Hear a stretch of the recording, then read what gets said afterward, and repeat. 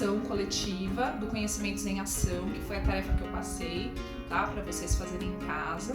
Então, assim, é a página 42 e 43, você vai abrir sua apostila lá e a gente vai começar a correção. Eu vou exercício por exercício, passo a passo, igual eu faço lá na sala, tá? Então, só lembrando que quando você acerta, você coloca aquele certinho que a gente já combinou antes. E quando você precisa corrigir, você põe um CG que é corrigido.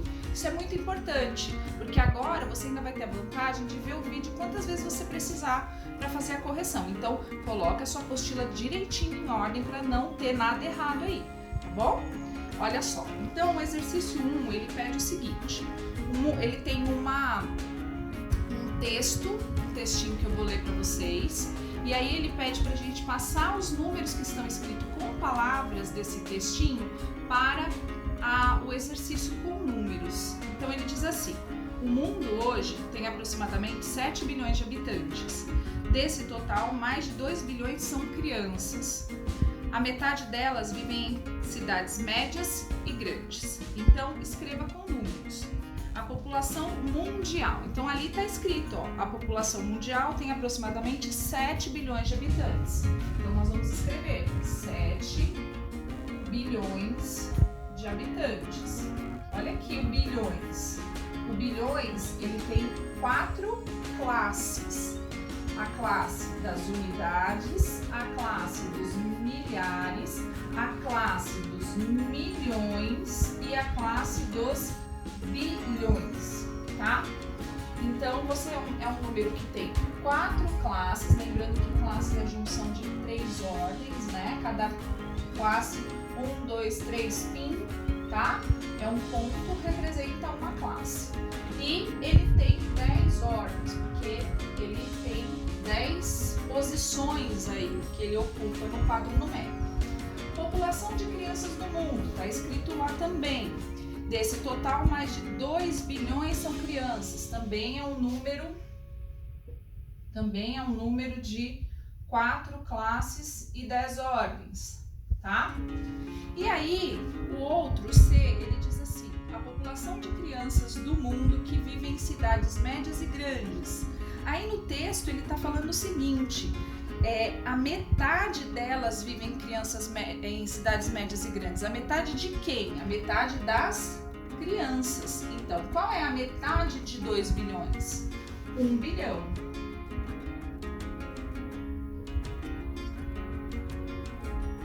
Ok?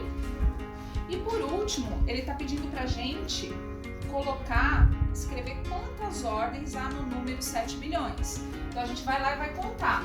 Olha lá, as ordens: unidade, dezena, centena, unidade de milhar, dezena de milhar, centena de milhar, unidade de milhão, dezena de milhão, centena de milhão e unidade de bilhão.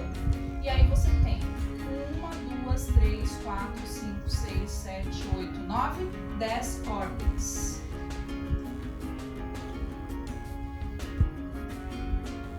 Ok?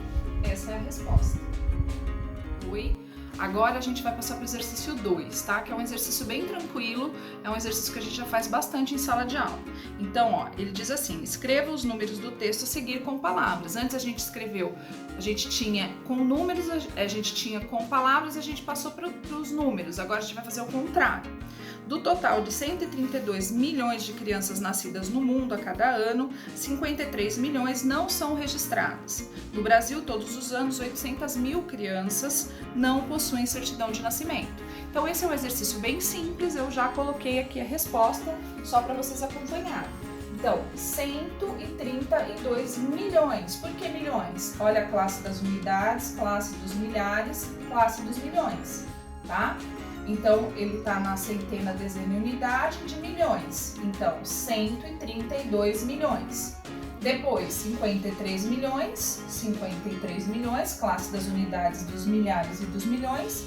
E aqui a gente tem 800 mil. 800 mil tem a classe das unidades e a classe dos milhares. Tá bom? Essa é a resposta, presta atenção na ortografia para escrever direitinho. Agora nós vamos para o exercício 3, tá? No exercício 3 diz assim, é uma lógica que a gente vai ter que acompanhar para fazer a resposta. Para cada 4 crianças no mundo, 3 são muito pobres. Olha aqui, ó. Para 4 crianças no mundo, 3 são muito pobres. Então, de 4, 3 são muito pobres. Isso quer dizer que uma criança não é muito pobre. Então, essa é a lógica que a gente vai trabalhar aqui, tá? E ele diz assim: considere essa relação para calcular o número de crianças pobres em um grupo D. A, 40 crianças. Olha aqui, se nesse caso 4 crianças, 3 são muito pobres, no caso de 40 crianças, quantas crianças vão ser muito pobres? No caso, vão ser 30 crianças. 30 crianças. Tá? No caso de 4.000 crianças, quantas crianças vão ser muito pobres? 3.000 crianças, tá? E no caso de 4 milhões de crianças, quantas crianças vão ser muito pobres? 4, vão ser 3 milhões. 3 milhões. Entenderam? A lógica é a mesma. Aqui você não precisa fazer em números, porque ele está dando em palavras. Então, a gente só está acompanhando a ordem e o raciocínio do exercício. Então, presta bem atenção na resposta. Então, agora a gente vai passar para o exercício 4, tá? Então, o exercício 4, ele diz assim: 600 milhões de crianças no mundo vivem com menos de $1 por dia, tá? E aí ele pede pra gente ver qual que é o valor de $1. Eu tô dando o valor do dólar porque o nosso dólar tá... Nosso não, né? O dólar tá subindo, tá descendo, tá uma loucura. Então hoje, no dia 30 de março, o dólar tá cotado a R$ 5,18, tá? Então esse é o valor do dólar hoje. E aí ele pergunta o seguinte: pense o que é necessário por dia para uma criança sobreviver e verifique se é possível comprar com o valor de $1. Então, assim, gente, na verdade, essa é uma resposta pessoal, mas a gente não precisa ter muito esforço para entender que com R$5 por dia você não consegue sobreviver, né? Se você for comprar, por exemplo, uma coxinha na cantina da escola, um salgado é R$4 e a gente não sobrevive de uma coxinha por dia. Você tem água, você tem que comer, você tem que, no mínimo, ter 3 refeições por dia. Então, essa é uma resposta pessoal, mas a gente espera que você tenha colocado que este valor de R$ 5,18 não é suficiente para uma criança, para ninguém, né? Para nenhuma criança, nenhum adulto sobreviver um dia inteiro. Então, é bem preocupante a gente saber que, nesse caso, 600 milhões de crianças no mundo vivem com menos que isso por dia. Isso. Agora nós vamos para o exercício 5. No Brasil, para cada 100 mil habitantes, olha aqui, ó, no Brasil, para cada 100 mil habitantes, 17 mil têm entre 15 e 24 anos. 48 mil tem de 25 a 59 anos e 12 mil tem 60 anos ou mais. Então, o que ele está pedindo no exercício? Calcule o número de brasileiros que tem de 0 a 14 anos para cada 100 mil habitantes. Então, o que a gente tem que descobrir? De 0 a 14 anos. Quantos a gente tem? A gente não sabe. Para isso, a gente vai ter que fazer um cálculo, tá? Primeiro, eu vou ter que calcular quantos brasileiros eu já sei que eu tenho. Então, eu tenho 17 mil aqui, eu tenho mais 48 mil e eu tenho 12 mil ali, ó. Então, eu só tô pegando os dados daqui, ó, dos brasileiros de 15 a 24, dos brasileiros de 25 a 59 e dos brasileiros que têm mais de 60 anos. Agora eu vou somar esses dados. Aqui é só 0, 0, 0. 7 com mais 2 dá 9. 9 com mais 8, 17. Lembra que eu não posso colocar 17 inteiro aqui, ele vai ter que subir, tá? Aí eu vou contar 1, 2, 3, com mais 4, 7. Então, eu tenho um total de 77 mil brasileiros a cada 100 mil habitantes. O que eu vou fazer agora? Agora eu vou tirar dos 100 mil os 77 mil. E aí eu vou ter essa diferença das crianças de 0 a 14 anos. Então, eu vou colocar lá 100 mil. Lembrando que esta é uma conta de desagrupamento, lembra disso? Então, eu vou pôr o 77, ó, 77 mil, tá? Aqui tá tranquilo, 0 menos 0, 0, 0 menos 0, 0, menos 0, 0.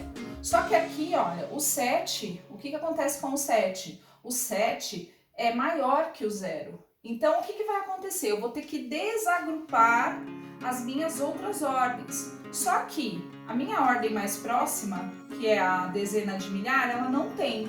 Nós vamos ter que pedir emprestado para centena de milhar. Centena de milhar vai me emprestar, vai ficar com nada, só que ela não pode me dar direto esse empréstimo. Ele tem que passar de ordem para ordem. Então, ela vai passar primeiro para a dezena de milhar, aí ela vai ficar com 10. Agora, ela tem para poder me emprestar.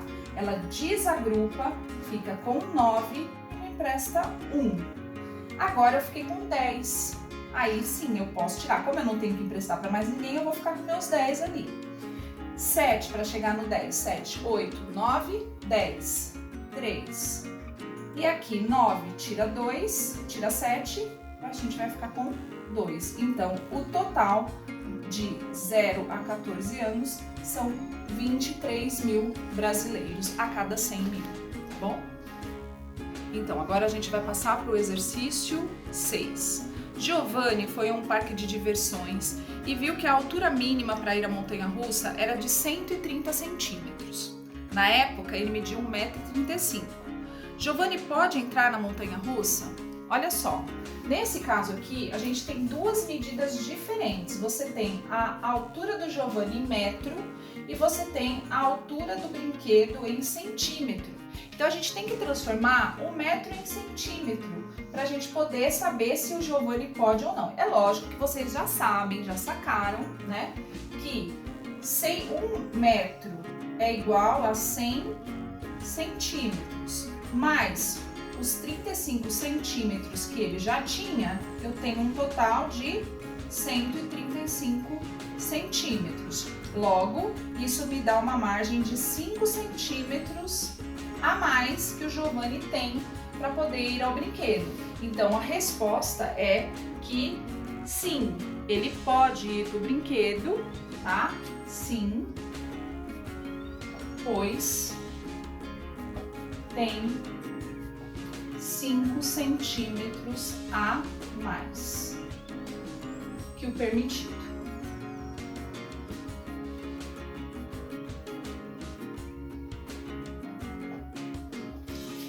Ok? Então, nesse exercício, que é o último dessa página, o exercício 7, a gente vai treinar um pouquinho os nossos conhecimentos das retas paralelas e perpendiculares, que foram as oficinas que eu passei para vocês, a do vídeo e a oficina que tem na apostila. Então, agora a gente vai entender o porquê, porque na verdade paralelos e perpendiculares são localizações também, então são usados no GPS, como nesse exercício agora, ó. Observe no mapa de GPS. Em seu caderno, duas retas paralelas, duas perpendiculares e duas que não são paralelas nem perpendiculares. Então, vocês têm que indicar por esse mapinha que você tem aí na sua apostila, tá? Eu vou dar já a resposta, porque tem algumas outras possibilidades. Então, se caso você colocou alguma outra que não está perfeitamente igual a essa, existem outras possibilidades. Mas eu vou dar a certinha que realmente é verdade, se caso você ficou na dúvida, tá? Então, ó, lembrando, retas paralelas são aquelas que nunca se cruzam. E o exemplo de paralelas, Giovanni da Cunha e Ivânia da Silva. Eu não vou mostrar porque o meu mapinha é muito pequenininho, mas você pode acompanhar pelo seu livro, tá bom? Exemplos de retas perpendiculares, que são aquelas retas que se cruzam. Giovanni da Cunha e Bernardinho da Cruz, tá?